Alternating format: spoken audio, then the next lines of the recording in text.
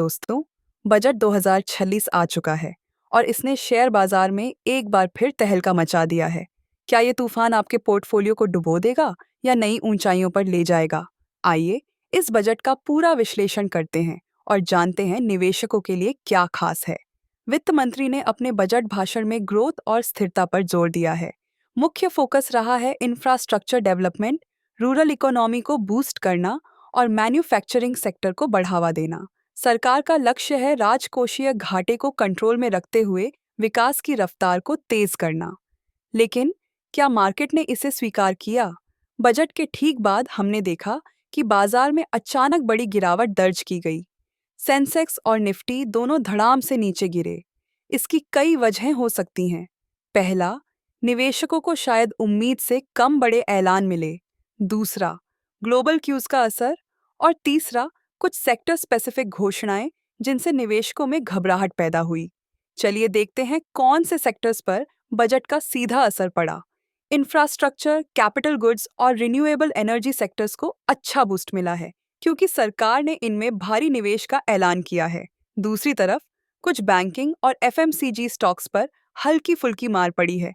Defence और pharma sector में भी कुछ अहम बदलाव देखने को मिले हैं। अब बात करते हैं आपकी जेब की। सैलरीड क्लास के लिए टैक्स स्लैब में मामूली बदलाव किए गए हैं।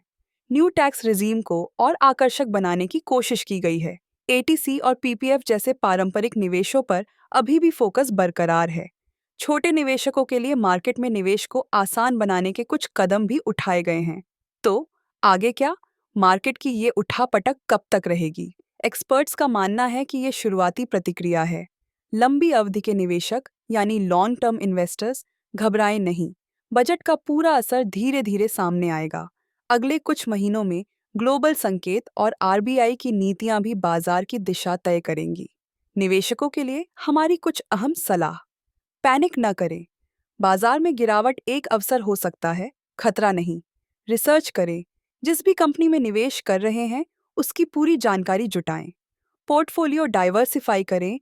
सारा पैसा एक ही सेक्टर या स्टॉक में न लगाएं। एसआईपी जारी रखें। अगर आप एसआईपी कर रहे हैं, तो उसे बंद न करें। ये गिरावट में आपको और यूनिट्स खरीदने का मौका देती है। एक्सपर्ट की राय लें। अगर आप अनिश्चित हैं, तो किसी वित्तीय सलाहकार से बात करें। उम्मीद है आपको बजट 2020 और मार्केट पर इसका असर समझने में मदद मिली होगी। बाजार से जुड़ी हर नई अपडेट के लिए हमारे चैनल को सब्सक्राइब करना न भूलें। मिलते हैं अगले वीडियो में। तब तक के लिए खुश रहें और समझदारी से निवेश करें। धन्यवाद।